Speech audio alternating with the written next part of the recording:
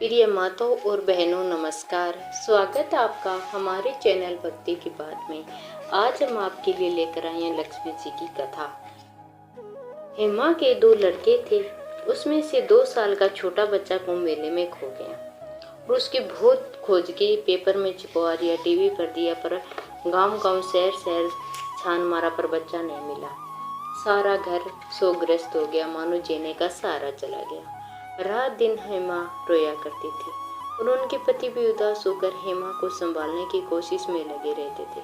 पति पत्नी जैसे तैसे समय व्यतीत करने लगे।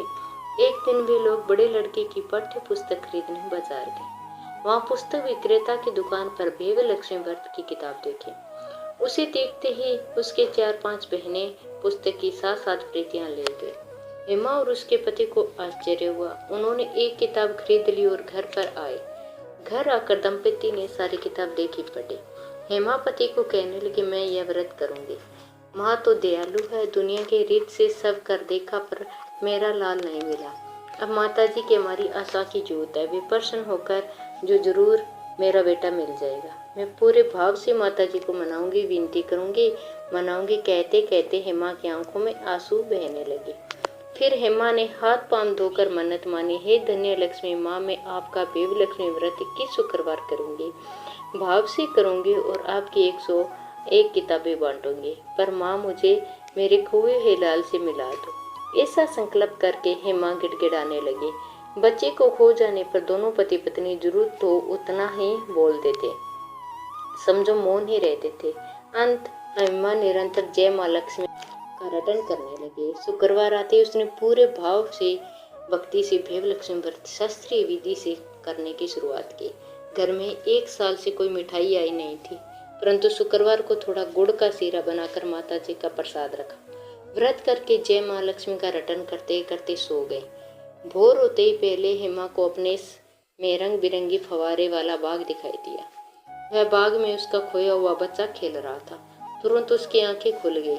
सवेरे उठते ही उसने स्नान करके धूप किया और धन्य लक्ष्मी माँ की छवि को, लक्ष्मी जी के विविध स्वरूपों को और श्रीयंत्र को वंदन करके माथा टेका। फिर लक्ष्मी सतवन किया। बाद में माता जी ने सपने की बात कही। माता जी के मंदिर में जाकर श्रीफल रखा और वहां भी सपने की बात कही। बाद में घर आकर पति को सपने की बात कही।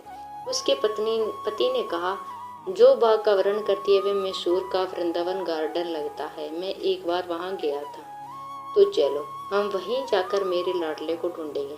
मेरा मन कहता है माता जी ने हमने सपने द्वारा संकेत दिया है। पति ने स्वीकृति दी। बड़े बेटे को ननंद के घर रखकर हेमा पति के साथ उसी दिन वृंदावन गार्डन में गई और व्याकुलता से अपने बच्चे को ढूंढने लगे। मन में जय माँ लक्ष्मी का रटन किया और चमत्कार हुआ। सपने में हेमा ने जिस जगह बेटे को देखा था वहीं जगह पर उसका बेटा उसके हम उम्र बच्चे के साथ खेल रहा था। उन दोनों बच्चों के नजदीक एक दंपति बैठे थे। वे चेहरे के मद्रासे लगते थे। हेमा ने दौड़कर अपने बच्चे को गोद में उठा लिया और छाती से चिपका कर रोने लगे। उसका बेटा भी घबरा कर रोने लगा है। मद्रासी दंपति ने सत्वन बनकर खड़े हो गए।